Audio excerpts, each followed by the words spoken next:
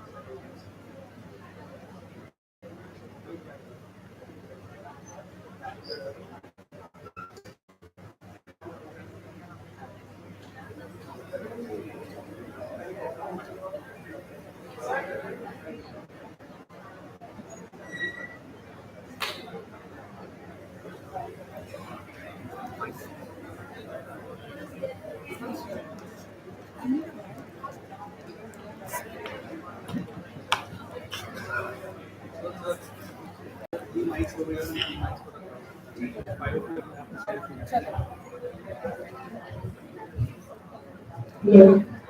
Good evening.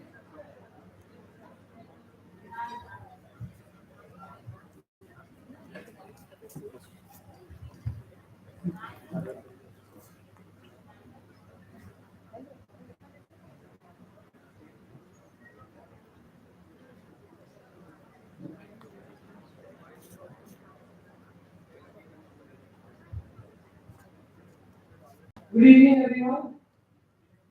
Good evening. Okay, great. So we'll be focusing mostly on what happens after you go abroad predominantly. I'm assuming most of the visas are done or are in the process of getting done. We already did a pre-departure where we spoke about how do you go about booking your flights, choosing your roommates, your apartment mates, how do you apply for an RATS. Some things we'll focus on in detail right now, predominantly from a job point of view. Okay, we have a panelist of people who have studied abroad, worked abroad. Okay, we have Vamsi over here who was in USA, did not get his H1B for 3 years, and now he's shifted to Canada. You get to maybe talk about H1B or relocating to other countries. We have Tanvi who's been working with us since she came back from USA. She's done engineering management from Northeastern. We have Rihanna who went to Cornell more than a decade ago. We have Malay who was apparently my batchmate in school days. You were also the director at Morgan Stanley. He came back to India and is now part of the startup. So he's recruiting a lot of people abroad as well as India. He can share about his experiences on what are the skills they look at when they recruit people. Okay, we will keep it open-ended, more question answers coming in. Okay, eventually, just the basics first we'll go through in case any questions that you want to address before we move right into the main topics. When should you be traveling abroad?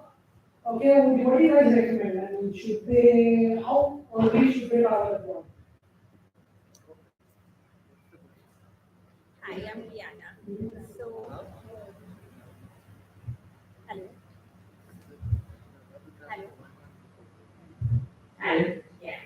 So hi, I'm Rihanna. Ideally, I would recommend going at least 3 to 4 days before the orientation. I had to do shopping, so I went like a week before because the winter wear is definitely better over there. So if you're going to a cold place, you know, go there a little earlier, get your winter wear sorted, get your house sorted, settle in, whatever essentials you want to set up, and just be ready for the orientation. So yeah, ideally, like I would say 5 to 6 days before the orientation at your college. Also, you want to figure out when are you getting your apartment. So you don't want to be in a situation you go and your apartment is coming after 5 days, so plan that out. Plan out, or if there are good deals on your flight tickets, and accordingly, that's fine. By seeing, I landed I think 4 days before the orientation, right? That was the jet lag, get used to the environment before the orientation is important. Please make sure you attend the orientation, right? Do you want to talk about how important the orientation is? I just want to actually touch upon one thing here on the earlier question. Um, so I landed I think 3 days before the orientation, and by the time I landed, I found that pretty much most of the on-campus jobs were taken. All right. This is one of the things that many people also think about doing an on-campus job while you are studying. So depending and also start applications there. Okay, I get a job here. So while 3 or 4 days might be an ideal thing, sometimes it's better to take it around 10 days. And on the orientation piece, it takes me down to everything. It's very important, right? You get to really meet like your passionates, your folks from pretty much all over the world who actually come and study along with you. And there are like multiple things that go on, like more around how you need to take care of different things like finance and all of that. But it's definitely important, something that you should definitely miss. So I'll come back on the point you spoke about on-campus job. This is the last point in this study. Should you actually work on campus or not? A lot of people say go to work on campus to take care of the living expenses, right? How important it is to work on campus? And are there any trade-offs, pros on the working on campus versus not working on campus? Hello.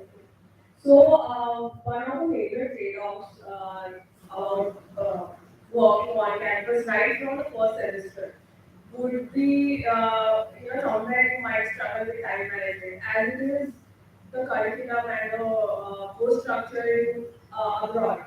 What country you're going to is much different from what you might have come across in India. So, what I experienced and I would recommend people is to take the first semester, focus on the studies, focus how you would manage your household work, because you also have to do that, cook, clean, wash, everything. So managing that along with studies might be a little bit difficult, especially if you have been living here and not maybe in a hostel life in India. So taking some time to get used to the culture there, the campus there, time management, handling that well, and then from second semester onwards, they start looking for jobs. And you also have like vacation time to actually look for jobs if you're not at first. You want to add something here? Hello everyone. So for on-campus jobs, so just understand one thing.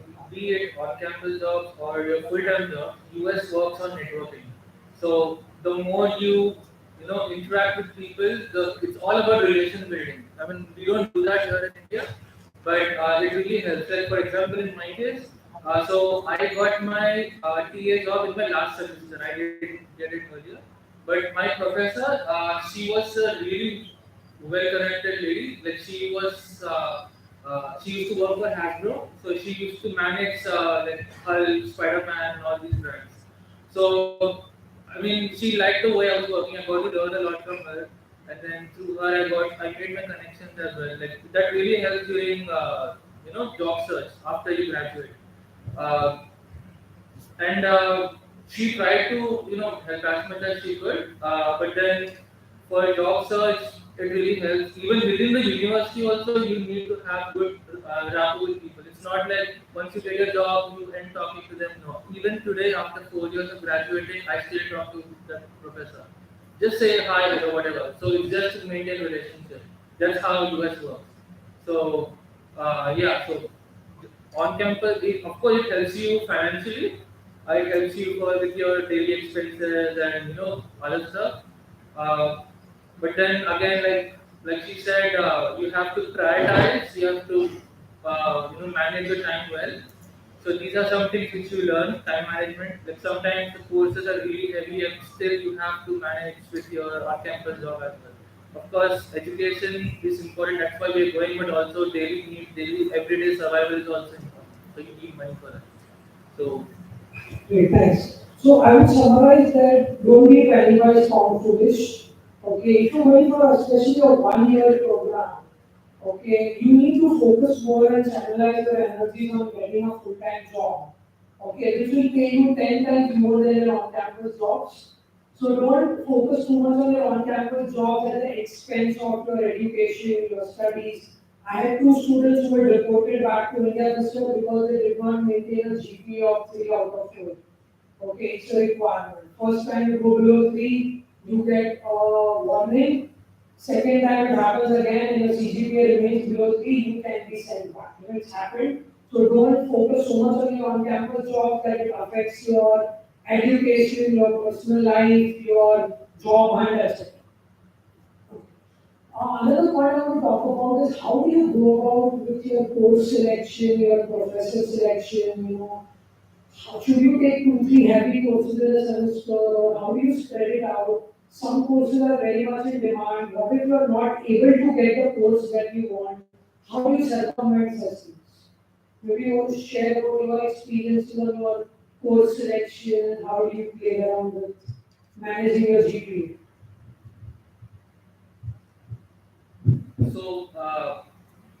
so this, like for example, a given subject will have 3 4 different professors. Each professor has their own style of teaching, their own assessment process. So it's a very important way you can find out about the professor is talking to your seniors, connecting to people who have already gone there, who are there currently or have taken courses under them. Another way is there's this website called ratemyprofessor.com. So you just enter the name of the professor and the university name, and you get reviews as well. That's also a good way of finding out. And a very important thing is that you need to look at the curriculum. You need to see how heavy or easy is it for you. Everybody is unique, so everybody has their own strengths and weaknesses. If you feel that some subject is too heavy for you or you can't do it, then you can take an easy professor. Uh, like and another thing is competitiveness. So some professors are really famous for example, say like in my university, like we go for grades, right? We need to maintain a GPA, so we need A's.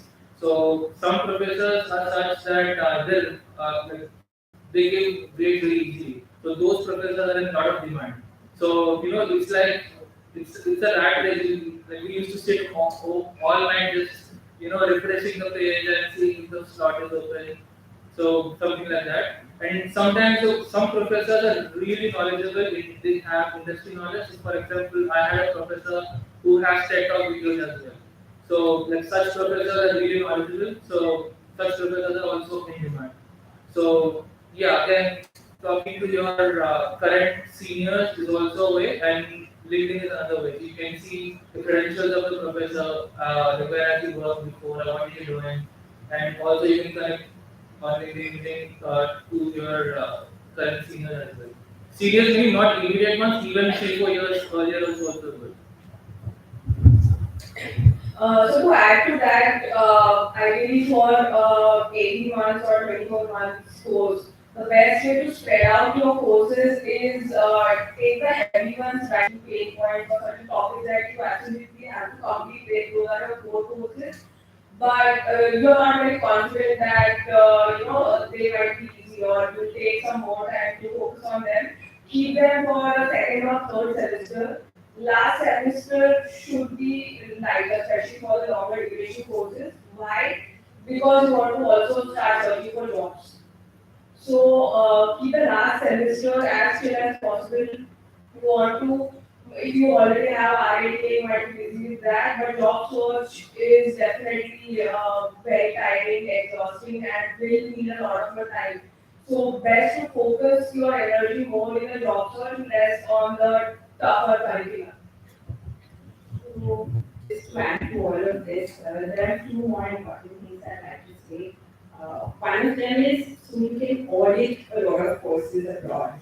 So, the meaning of audit would be you would sit for a class, the first class, see how the professor is teaching, try and understand what he's trying to teach, and if that connects with you, then you enroll for the class. And if you don't like it that much, you will even drop the class. So that's called auditing, and it's very easily offered in a lot of universities. They allow students to audit courses and see if they like them and then enroll in them. Like they said, the time to enroll or audit for these courses, whenever that time is, make sure you're online and you're doing it and not procrastinating or seeing what your friends are doing, because you might lose out even a chance to audit and course if it gets full. The other thing I would like to add is there is also a mentor or an academic advisor on board in a lot of universities who help you to sort of plan out how many credits you should take per semester. So whether it's a 1 year program or a 2 year program, like Tanvi said, spread out your courses. The first semester will largely be adjusting to how to study the US style. So, there is not going to be pretty much of hand-holding. You have to do things yourself. You have to go to the library, form a study group, do a lot of Google self-research. So the first semester should generally be left out for courses which you think you can handle well, and then take it as it goes in each semester, try and build on. Also, a lot of courses that could be advanced courses that are offered in the next semester, you would need to take the foundation courses before that. So you also need to keep in mind to first, check mark the foundational courses first if you are intending to take an advanced course related to the same the following semesters. All really valid points actually. I think one thing that worked for me quite well was the connection with the seniors, where they could give a first-hand experience on what is happening in each of the courses that they are taking. And that really helps us to understand and judge whether we would want to take this course in the first semester or maybe just wait it out and take it in the first semester or the second semester. Right? So definitely, I think reaching out to seniors and talking to them about these courses would be very useful because you would get the first and I would agree that your second and third semesters, if it's a 2 year course, the second and third semester is where you can explore a lot more. You want your first and fourth semester to be light or lighter. One other point that I would touch upon is between a second and third semester, you would have like summer break, and that's where potential internship opportunities will come. And you want to be ready for that as well. Like while you're also looking at full-time jobs later, but I do feel that internships are like a stepping stone to really getting the full-time offers. So don't lose sight of that. Before we actually move on to job hunting, one last thing related to college life, how do you apply for RA, PA, GA positions? Right? Because that is something that can reduce your financial burden a lot. So how do you go about it? I mean, you can share some of your experiences or how your friends were RA, PA, GA. So, so in some universities there are specific portals for that. But like at least for me, I didn't have a portal, so I had to literally go door to door to every professor and check with that professor if they have job. And another way is again like connecting, networking. So you might know someone who's already working. You can ask them if they know some position opening. So that's also another way. Um, so yeah, networking really helps, and usually in every department there is a advisor. So at least for my university, we used to go and reach out to that particular person, and she used to reach out to us and say, hey, this position is open, you want to apply. That's how I got mine. Any other advice, anyone? So in my case, I actually got the RA in my second semester. Um, in the first semester, we would still work for the professor, but it was in a way, quote unquote, free, right? But I think there's no like single formula here. If you first of all you need to probably try and figure out what your interest is in, especially when you're doing a research or assistantship, right? And figure out which officer you want to actually target. Right? So many of my friends, what they did was they actually took a course with the professor, and they understood the course, and the professor also saw them what they are working, and then offered them an RA in their second semester. I think I've seen that happen. You take a course with the professor, get good grades. Next semester, you can request him to become an RA or a TA for the undergrad students as well. That's right, exactly. So, yeah, no set formula. I think every university has its flavors. For certain universities, you get it easier or you used to. I'm not sure about now, but yeah, you need to figure it out. Cool. So let's move on to the next part we want to talk about is how do you build your professional network and how do you network? Be it with seniors, alumni, professors, okay, attending career fairs, having a 2-minute elevator pitch. Maybe you can share about your experiences and how did your network? You know, how do you start networking from India before you go abroad? You go there and network, maybe you just share the experiences maybe. And how do you use the career centers in the universities as well, which from a job point of view? From job point of view, the career fairs are important. So, the career fairs in US are very different from what we get here. So when I went with the expectation that there would be an interview right there, but that's not the case. That's just a networking opportunity. also try to understand. So when you apply for a job on their website, so it doesn't go to a human being. It goes through a ATS software. So it has keywords in it, pre-filled keywords in it. If your resume doesn't have those keywords, you are not selected. Even though you may be like really qualified for that job, but or maybe you might not get it. And I have known people who don't even know anything of related to their job, but they use just the right keyword and they got the job. So to bypass this ATS system, career fairs are very important because that's where you actually interact with the recruiters, you build rapport over there, and the one tip that I can give is like when you speak to a recruiter at a career fair, you take their business card and after you go back, send them a thank you email, and then you can just put a copy of your resume with that, just for a reference. So a lot of recruiters have reached out to me like that. So that's one good way.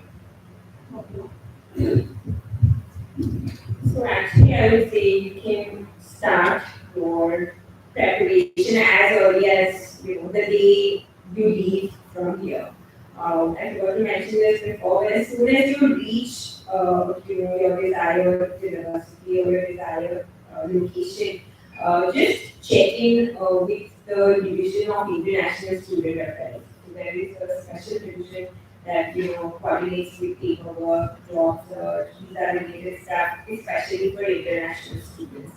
And they are a big help in a lot of things to do with all international students. So first thing is you go in and check in with them, they give you a paper, fill out, etc. A lot of Indian students handle these divisions as well, so your networking starts right then and there. In India, we all call networking influence. I don't know if it's a good term to use over here, but people will say influence लगाना job के लिए and all that. But actually, that's just networking. So if your friends, if your parents have friends abroad, and a lot of jobs are given by recommendations. So if there are people who are already working in the US, no matter what position, they could be just first year into their company, but they can recommend people for jobs. And a lot of the jobs or hirings are done through recommendations. So keep your networks open. It could be your parents, it could be family, friends, seniors, professors, anyone and everyone possibly. Also about the career fair, I think it happens as early as October, if I'm not mistaken. So you're going in August, and 2 months in you're at the career fair. So have a resume ready. There are so many companies out there. So choose your booths as per what you desire and what you are looking for and what the company is looking for, because you might end up wasting a lot of time at the booths that are not really interested in you and vice versa. So do your homework as to which companies are participating in the career fair, and hand out your resumes accordingly. You could just hand them out, and you will be connected later on if they do find your resume attractive enough. So, the career fair, yes, it's sometime in October, November time. And a lot of the tech companies, they do come. Right? I think one important thing is to really just understand these companies. There are startups as well that come. There are large companies as well that come. And to strike a conversation with the recruiter or company, you want to be prepared.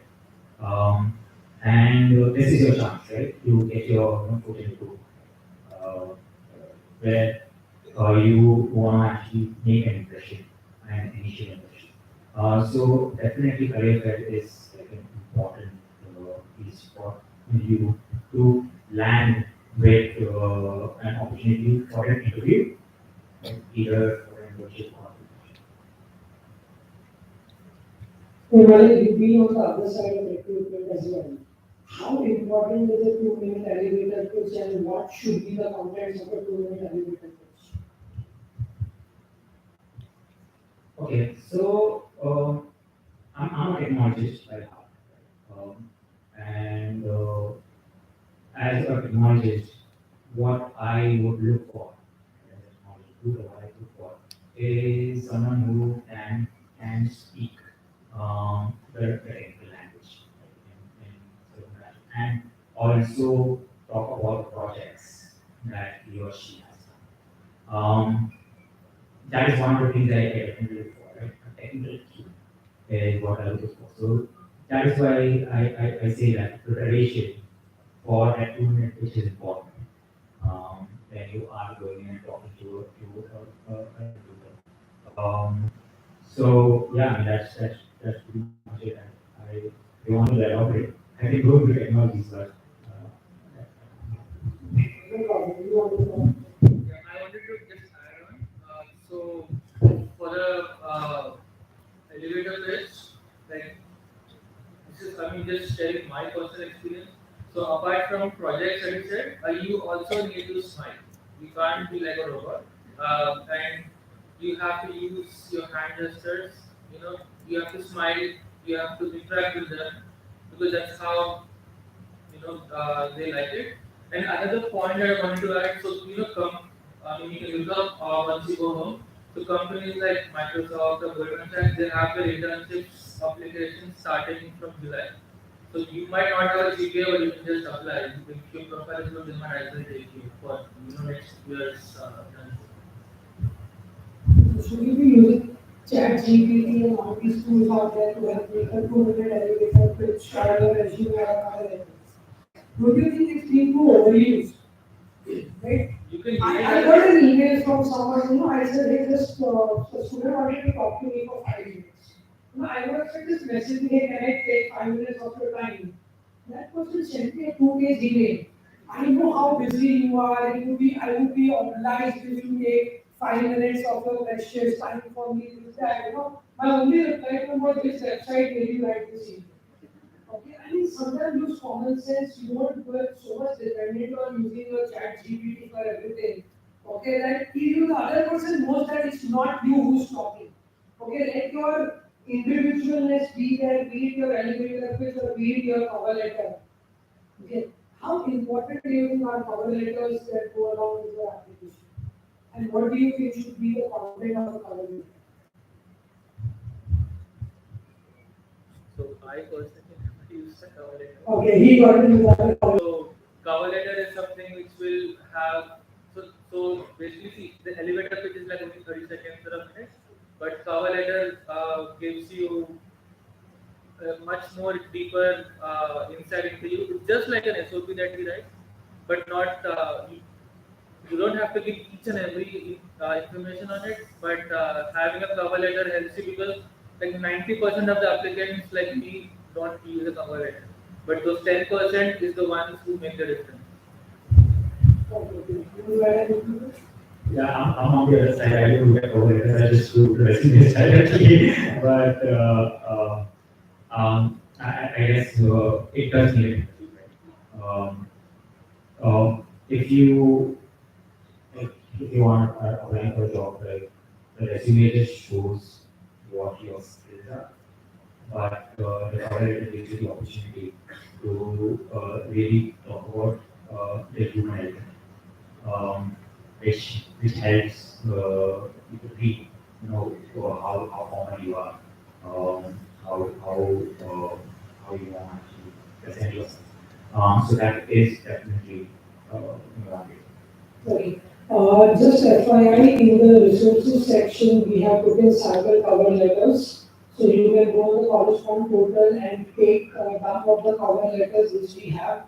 One template was mine, which I had used 10 years ago applying for my job, so I just put down there. It can be refined definitely. Okay, but just letting you know, you can collect it and make sure you are ready with it, because once you land there and your career fairs happen in 2 months, right? So make sure your resume and cover letter, if your resume, we have already gone on the College Fund portal and reviewed it in case you want to just get it done once before you go.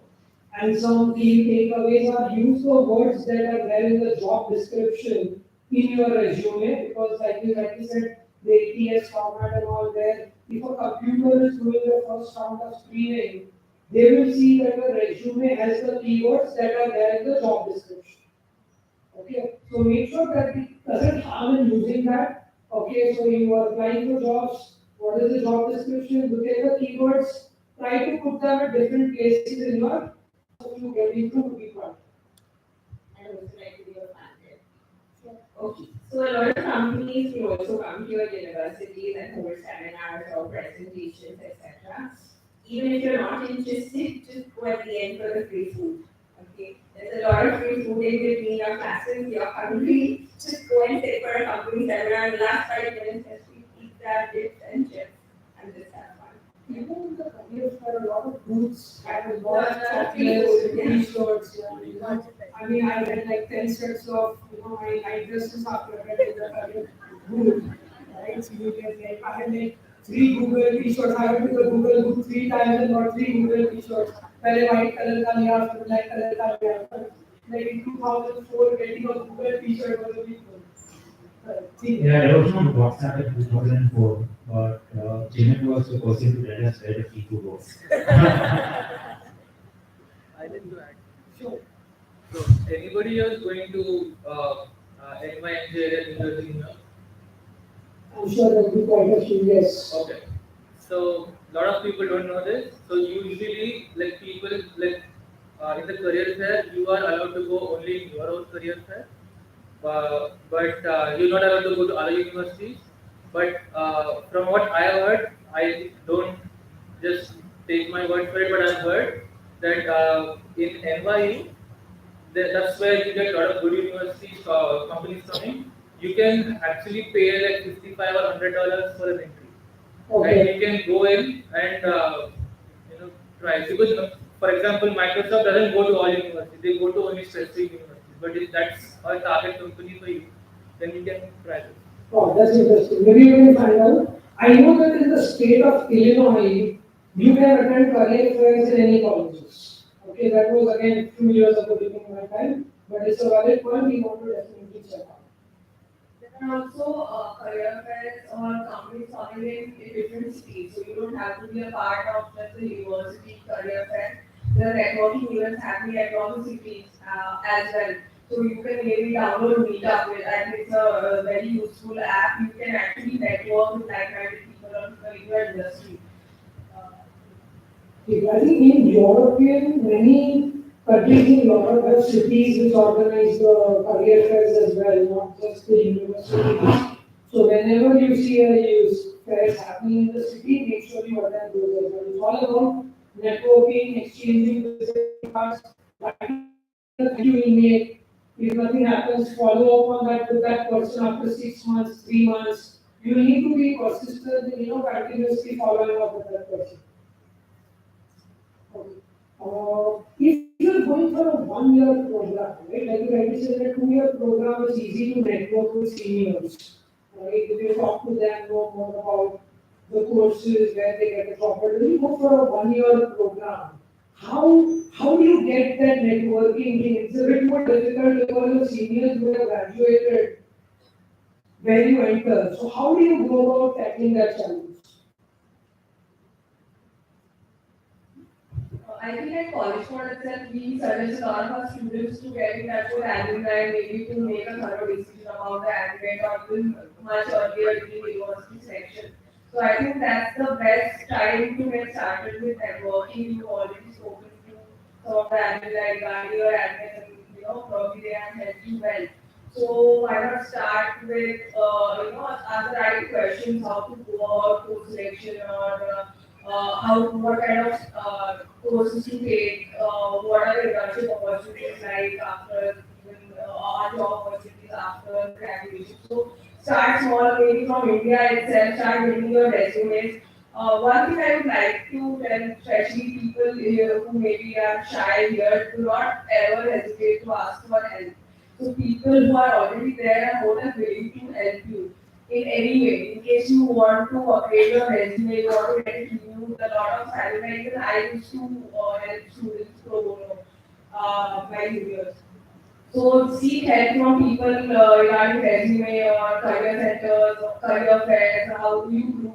We actually had a co-op, 3 credit co-op course in the first semester itself. It was a compulsory course to help us groom and how to present ourselves at career fairs and networking events, right from dressing, right from handshake, how to have a handshake, to how to build a LinkedIn profile.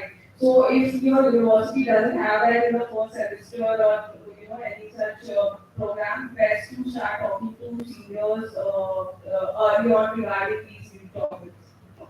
A lot of careers seminars on these topics, using LinkedIn, how to make a resume, body language, etc. You can be a part of it. A lot of business schools will also have these courses, like you rightly said. So you could be in the pharmacy department, but maybe you can take a course from the business school or business certificate, for example, right? You can do that. You can take 1 2 courses from other departments to brush up your skills. I know when my brother was in Florida, he took a course on email communication.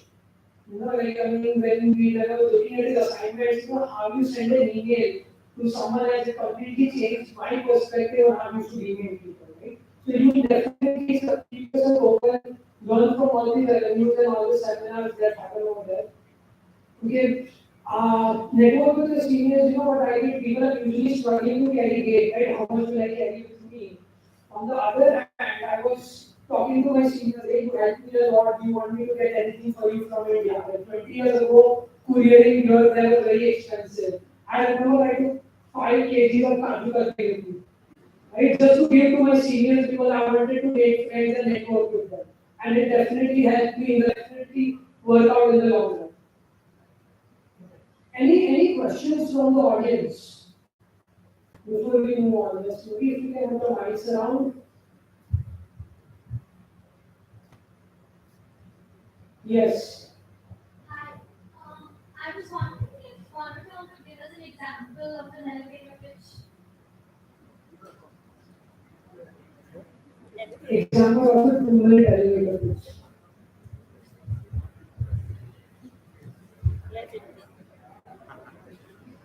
Maybe you can talk from a technical point of view. Maybe I'll give you my example as well, but maybe you want to talk. It's okay if you talk technically.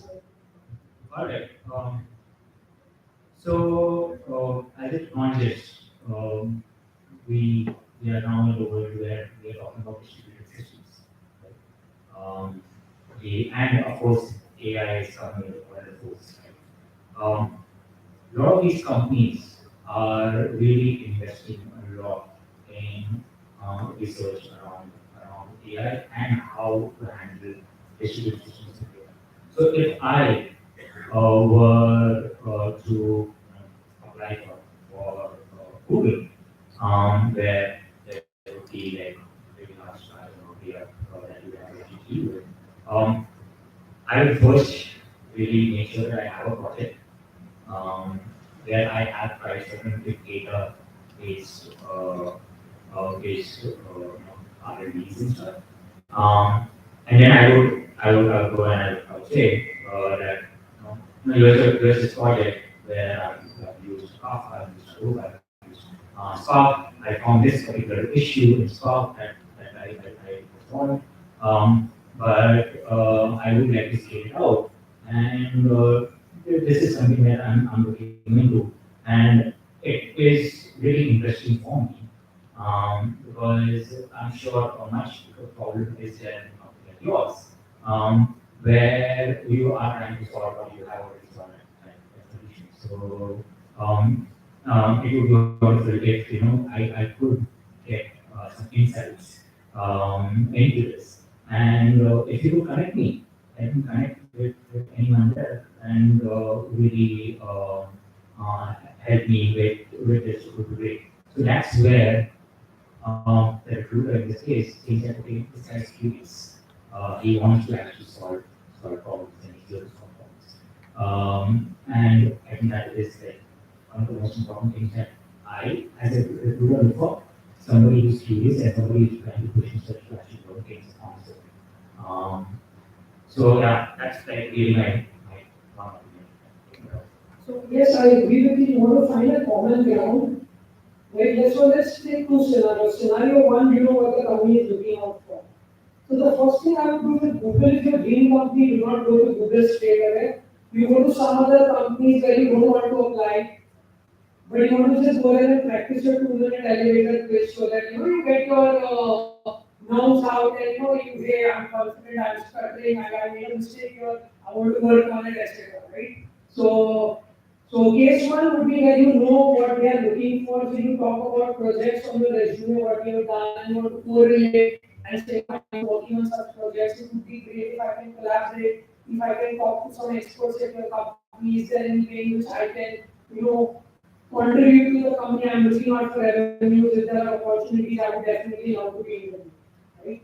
What if in case you don't know what kind of job openings they have, right? Then I want to keep it a little bit open-ended of saying, you know what, hey, my name is so and so, I'm a graduate student, you have my forte is taking electives, I've taken electives in these domains, name 2-3 domains, okay? I see myself working as a blah blah blah, okay? And I'm a well-rounded personality. I take part in extracurriculars at a personal level. I've done a lot of things. I see myself contributing in this domain, and it would be great if you could tell me what opportunities are available at your company, and if and let them talk about their opportunities, and then you bring up a project, try to correlate. Oh, that's great. Even I've done projects in this area. I've used technologies like X and Y, and it would be great if you could allow me to talk to someone about it, and just keep the conversation going. Let them feel that you are invested. Let it come naturally. Show that you are curious, have a strong body language, a smile on your face, a handshake, or thank you so much. Have a wonderful day going towards the end, and maybe hey, there's a freebie over here. Is it okay if I take this one? And that's how you leave the goods usually. So it's always there are freebies, but don't just take it. Please politely ask for it. Right? Just for common sense out there. Again, you can Google it up, go on YouTube, you'll find a lot of videos on a 2 minute elevator pitch. You have enough time to go through it. There is no right answer to it according to me. Okay, you need to make sure that you have the key elements and then you customize it from company to company, change your projects along the way. Look at the openings that they have and then you can take it from there. Cool. Any other questions?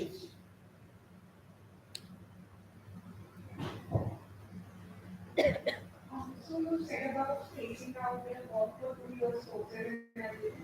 But what about the courses which are only 1 year and mandatory subjects and also you like for example in UK you can work for 20 years or 20 hours and like how do you work there or like should you not because the courses are very heavy, you don't get to select anything.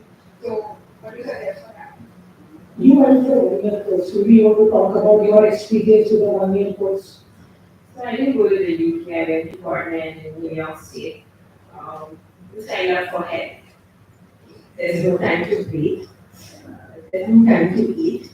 So the first semester is usually very hard because you're still learning things and everything. But the professors are great. There are a lot of academic advisors, there are TAs, RAs, there are study groups. You'll be in the library half your life of the entire life of the university. So it's going to be tough. But I think by the time the second semester comes and you sort of adjusted well and you sort of got the hang of it. If you want, you can still decide how much you want to work in your second semester, but you'll probably be applying for internships or full-time job positions. So I don't think you'll get that much of time to actually work while studying. Yeah. So do you have idea about psychology, like as in the jobs and everything? Because like I get more knowledge about the Microsoft. So actually, I got a master's in ECE. I don't have much knowledge about psychology, but I knew a psychology friend and she was free enough to take a wine tasting course at that time. So I'm guessing you might have some time. But yeah, I guess you will have a lot of job opportunities related to industrial and organizational psychology. That's where, so what's your interest? And psychology. Okay, fine, fair enough, that's upcoming as well, we'll be fine, don't worry. So I also like to add on to people going for 1 year programs. I recommend don't jump into on-campus job because you don't know how hectic your courses are going to be, right? You will have to cook your own food, get your own groceries, a lot of things you've not done and you'll start getting into those things. So maybe you keep on applying for on-campus jobs, but not the hectic ones. There are free ones like, you go in the library, you are a librarian. Like it's a kind of a free job. You're just reading your own book, I have a class at night, you check out, okay, go issue a book, issue, get back to your work. So some jobs are amazing where you get a lot of free time to, do your stuff. Again, if you are working at a pizzeria, for example, a lot of people want to work in food joints because what happens is free takeaway food होता है तो dinner निकल जाता है.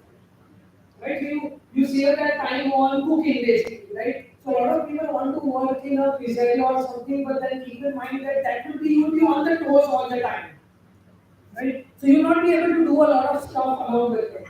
There are times where you work as a lab assistant, you're just sitting in a computer lab, someone has a problem, they come to you. If they don't have a problem, you could just just continue doing your work. So you look out for such opportunities. Now, I used to love math. I worked as a math tutor at a place. Okay, and it was freelancing. So I used to tell them in advance, say this week I can give you 2 hours, this week I can give you 10 hours. Okay, I mean, you can work 20 hours a week, but that doesn't mean you need to work 20 hours a week. Your exams next week, obviously you don't want to be working. Your exams are priority, right? So whatever, even if you take up a job, make sure it's flexible enough that you need to tell them I have an exam coming up, I will not be available, so on and so forth. Coming to courses, where if you are mandatory courses, I usually tell people get all the mandatory courses done in the first semester itself.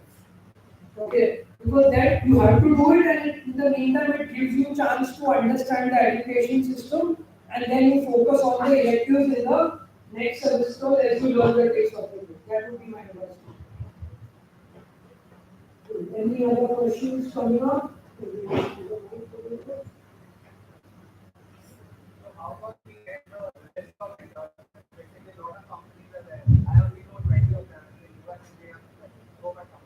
How do you get a list of internship companies is your question.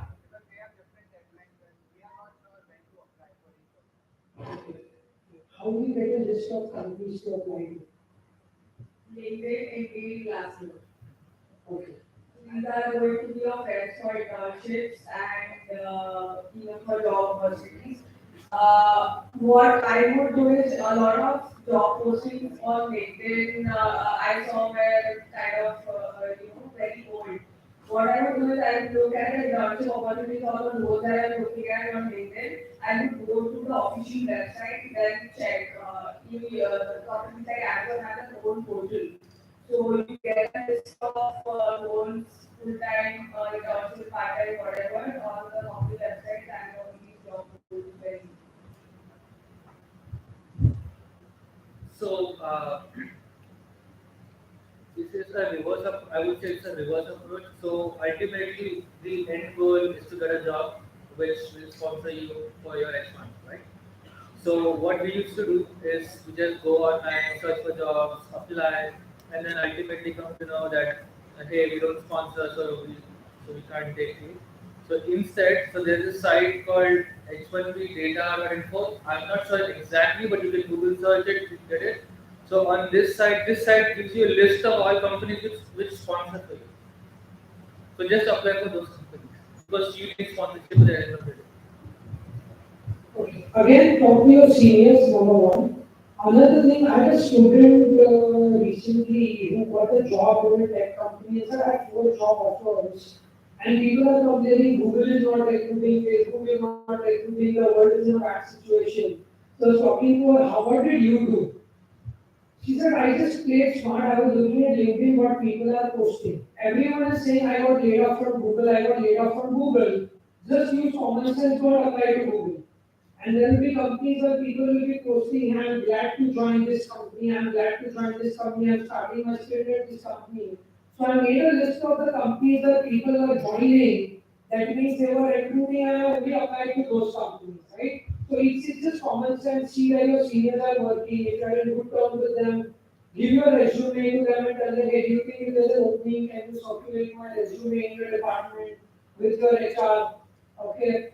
Companies will be coming. You can ask for career fairs for the list of companies that are going to come to the career fair who are recruiting. Some universities obviously have the data, right? Some of them also put it on the website. Hey, our students are placed here, and you can ask them, hey, can I know a list of companies that come to the career fair who are recruiting? I want to apply over there, right? It's just keep on trying. Okay, coming back to that, what is a good number of companies that you should apply to? I got my job pretty late, so I applied for at least Be honest, it's okay. 3,000. 3,000 what? Okay. That's called perseverance. Okay. So how many are you applying on a daily basis? So from it was my 9 to 5. So I used to get up for my lunch, and that's it. So we have this limited time of 90 days, right? So we have to make most of it. But then it's just my thing. There are people who just applied for 10 companies and they got like 4 offers out of that and got their job. So it depends. So just because you did not get, don't be disheartened. And very important, I mean, please don't compare with what salary you're getting. Getting a job is more important. Okay. I think once you were not earlier, I applied to over 1,000 job roles. I still remember I have taken 15 interviews, and that probably is because I messed up, right from the resume building, I messed up a lot of things, and it wasn't good learning curve for me. I did not, get a job very easily. So I think that taught me a lot. And one important thing is to keep your strategy flexible. Always, if something is not working, maybe for a month or 2 months, just try to switch it up, be it resume, cover letter, or your job search, maybe go to the network. If something is not working, you don't have a lot of time as it is, don't keep on doing the same thing over and over. So maybe consult your professor, academic advisor, senior about their strategies on what they suggest, and be little bit more flexible. Maybe you want to talk about the importance of LinkedIn, how to create a profile on LinkedIn, how to message people on LinkedIn. Maybe you want to say something about that. It is extremely important. I think LinkedIn is basically one of the largest work-related networking networks out there. And like putting your interests on LinkedIn, your projects on LinkedIn, for technologists, I'm sure you know about GitHub. Putting the solutions out in GitHub and putting those things on LinkedIn is something that recruiters also look at, and that's something that they would actually follow on. Of course, on the resume you put your profile. I think one thing that I want to mention on really a number of jobs that you want to apply for. I think everyone has their own interests. You have a set of companies that you want to apply for. Then probably the second set, the third set, and then the fourth set where you like just try and just get an interview. You should probably apply for the second, third, and fourth first, right? Because you want to actually also get into that mode of interview before you try and go to the and so on and go to science and all that, right? So it does you need to be like really prepared and you need to start early, right? If you're graduating in May, you start your job search probably in September or August or something. Just start off. Because by that time, if you're at a 2-year program, you have had 1 year, you know how things work, you know the tricks of the trade in terms of networking and all of that. You hopefully have also done this round of internships or like job search for an internship. I think you just need to start early and just keep pushing. So for LinkedIn, very important is having a good professional photo. Don't use a photo with usually professionally dressed, right? So that gives you a good impression because LinkedIn is a job. It's like a networking website, and like what I'm seeing now is LinkedIn has optimized a lot. There are so many new features which were not there when I graduated. So using again you know having don't write like a big 4 5 pages of about me. Nobody has that time, so make sure that you just short and crisp and to the point. Just put yourself in the recruiter's shoes and see would you read it if it's like 3 4 paragraphs. So it needs to be very short, very crisp, and to the point. Talk about your projects and make sure that your profile is always updated. And very important is getting recommendations on your LinkedIn profile. So, for example, if you're working currently, maybe your manager puts in a recommendation on it. Or, for example, if you are working as a TA for a professor, you can ask the professor to give you a recommendation on your profile. So in US, recommendations from professors is highly valued because they don't give you easily. They have to be impressed with your work. So a professor giving you recommendation is something which is really good. So that will really help you. So I'd like to say two more things to all of this. One is when you're applying for jobs, keep in mind to apply for jobs also there are a lot within your vicinity or surrounding states. Um, a lot of companies have to pay for your flight and your stay to call you in for the second or third round in-person interview. And they're not ready to spend it on everyone. So try and look for jobs that are in your city, in your state, or surrounding states that might be easier to get only because of this reason, or wherein the recruiters, has more easy access to you physically or location wise. The other thing about LinkedIn that I'd like to add is just make sure you have good connections. So, if there is someone or, a job at a company you're looking at, try and find if you know someone who's already working there, and then, try and bring up your first connection or your second connection. Try and get them into your network before reaching out to someone, because that contact in your network will potentially be visible to the person you are contacting, and that plays a big role as well. Do you think having a premium LinkedIn account matters? Yes. So you recommend to Yeah. opt for So it's just like it's just like Google search. You have SEO. So based on your keywords, your profile comes up. So again, there are tips and tricks in that. It's like $30 a month. So what usually like the first month is free, I think, and then it starts charging you. So what we used to do is, just since we were students, we didn't have money, so we used to end the membership. It used to ask us a reason, and then it used to give us a discount, so we used to get it for like half the price. But then a premium LinkedIn will give you like statistics, like how many people have applied, where do you stand among them, or what is the average salary range. So, for example, right now in the state of New York, there is a law which recently passed that companies have to mention the salary that they're giving on LinkedIn. So you know what salary they're going to give you. You will not be in doubt. So you get all those kinds of information as well.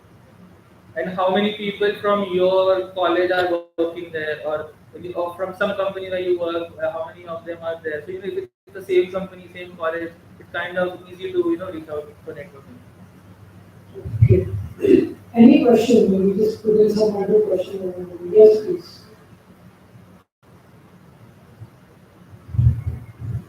Hello. I have a question regarding 2 to 3 things. First was you said you applied to 3,000, you applied to 1,000 job offers, right? My question was, did you get an experience in the role before applying to this? Or were you freshly out of college and you got into a master's and then you decided to take the job? Did you know your field of interest? So I used to work in a different industry before my masters.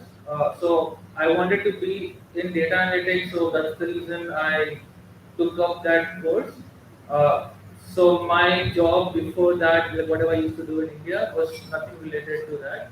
So it's just sheer luck, and also like in my case, like during this process, I don't know how many iterations I've done to my resume. I have so many of them.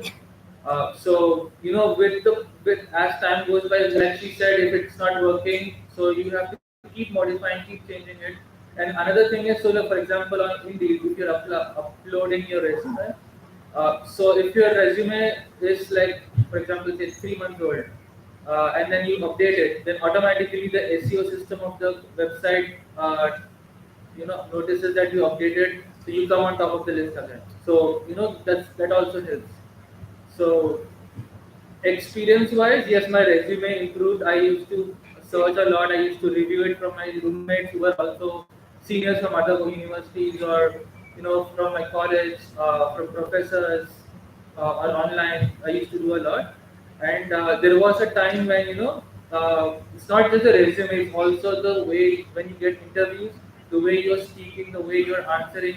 So pretty much, all companies have similar questions, just turned around, or asking the same question indirectly in a different way. So you need to be smart enough to understand what exactly that question is. So as time went by, there was a time when I knew what questions were going to come, and I knew what to answer. So yeah. So I pretty much was a fresher. I had around 4 months work experience back in India and a 4 month co-op before I started applying for a job. So which also might be a reason why I struggled a lot while searching for a job, because I had to think of what content to add in the resume. I pretty much had to sell myself out of nothing. So, but that's one skill that I learned over time, and there's a lot of emphasis throughout the process. I will put a lot of emphasis in resume and resume building. So, what a huge difference what I saw in the resume of especially from India and as a fresher there is, as a fresher your resumes are very roles and responsibilities based. But how you sell yourself is actually by making your LinkedIn as well as resume both very outcome centric or achievement centric than roles and responsibilities are. So that's one key takeaway that I would like to give with you guys out of my process. When I changed that strategy, the game changed entirely. I could get calls left, right, and center. So I think that definitely helped me in the process. To add on, another reason also for me was because I did not get internships. Internships really help. So the way companies see it is, so you need to have US experience. So even if you do internship for like 3 months, that's US experience. So they consider you also. So I did a lot of mistakes in the way my resume was made. So that's also a reason, and other than that, I have personal reasons as well. And yeah, internships really help. So this is one way of getting jobs as well. And a lot of times internships convert into full time. So and giving interviews for internships are much easier compared to giving internships for full time jobs. For example, even if you take Amazon, from what I've heard from my roommates, and I've seen them as well. Their interviews are way easier compared to what you would do for a full time job. Full time they had like 6 rounds of interviews. Here they had only two, and then done, no coding around, nothing. So that's a way of getting jobs easily. So internships are really important. But what if you have a 9 month program and you immediately step out to get a job? Well, another thing about that is, so in US, for your CPT to start, you need to be there for 2 semesters, which is 9 months. So if it's a 9 months program, then yeah, I mean that's a problem. But So like I said, for 1 year programs, avoid the on-campus jobs and the moment you go there, you settle down, in 1-2 months, start applying for jobs immediately. Right, that's 1 year program for you. Be it in UK, be it in Ireland, okay, or you go to a 1 year program in USA or mostly these places. 1 year you get less time, but that's the pros and cons. So usually, you need to be smart enough to start earning from day one if you're in a 1 year program. Also, I didn't want to, before I forget, we are creating an alumni network on LinkedIn. So all the college fund students, please get yourself, you can search for college fund alumni network and put on a request to get yourself added to it, we add you to it. So you can also then use that to connect to our, it's a thing that we just started recently and hopefully we want to try to have all those thousands of students who want abroad to be a part of our LinkedIn profile. Okay, an alumni network where you can leverage that to apply for jobs and we'll help you, do the introductions and all. So we will try our best to help you down once you are there as well. Yes, continue. And the last question was, she also mentioned changing states would be difficult. But I've got an advert in UIUC, which is Urbana Champaign, Illinois. And I'm targeting to get a job placement somewhere around Boston or New York. So do you think it's impossible if you're doing something at that geographical place? Or because you have a background of 3.5 years of experience and you exactly know where you want to be, it does not become that. So I had a great hack for this. What I did was from Boston, I would apply to companies in California, in Chicago.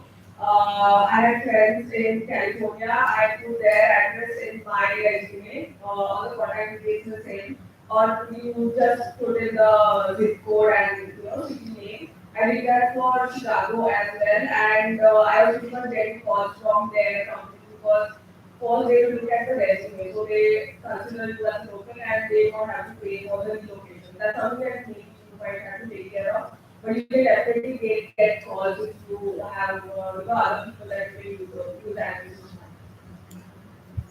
Why use this a good university loan? Don't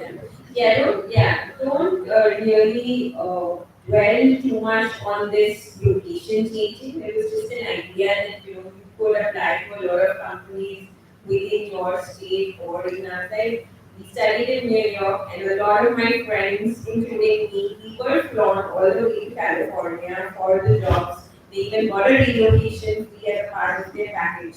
So if you're really good, the company will hire you either way. So just make sure, work on yourself, work on your resume, work on that GPA. Your master's graduate GPA is going to be very, very, very important.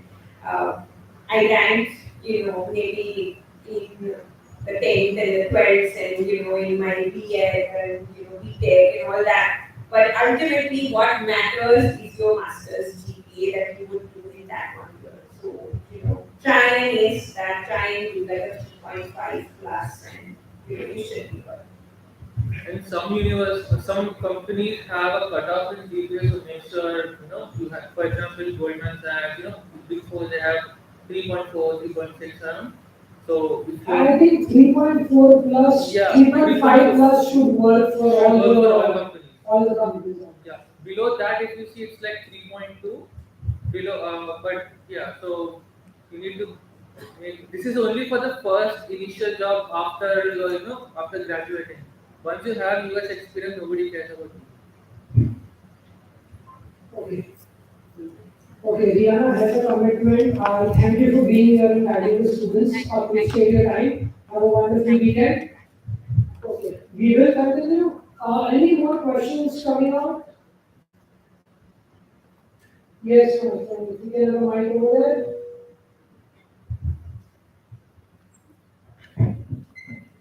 Hi.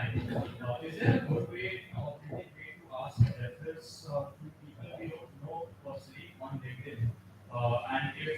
And because in general what happens is we don't usually get back a lot of replies from people, especially if the second group of connections or class group of connections.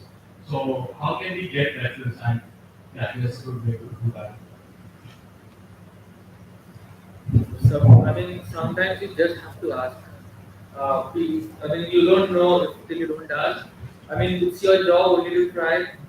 responding is their part. And again, like you said, if it's a second connection, then you can connect to the person who knows them, and then maybe try to ask them to talk to them and see. So, if you think about it, right, let's say if I ask 10 people from one company who are my university alumni, so does that mean that there's something wrong with my message and then I should read out? Not at all. It doesn't have to be. If that person is not responding, there's nothing to do with your message. Right?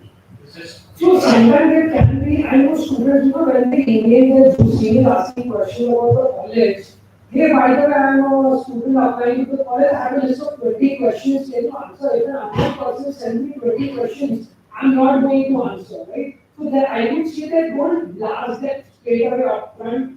Have a protocol, make a short message, hey, I came across your through a reference, if you come planning to apply to your company, would you be kind enough to spare 5 minutes to, connect and answer some questions that I might have? Or just put in a simple request, maybe follow after 2-3 weeks, maybe he's on vacation, and there's after 3-4 times. If he doesn't reply to you, you move on with someone else, right? It's something you continuously do, like Vamsi said, right? You have to continuously keep on trying. If they want to reply to your message, you follow up reminder, shorten your message, play around with your message, and continuously, maybe if it's, let's say, an alumni, okay, you want to talk to maybe put a message to me, so that can you please connect it to him.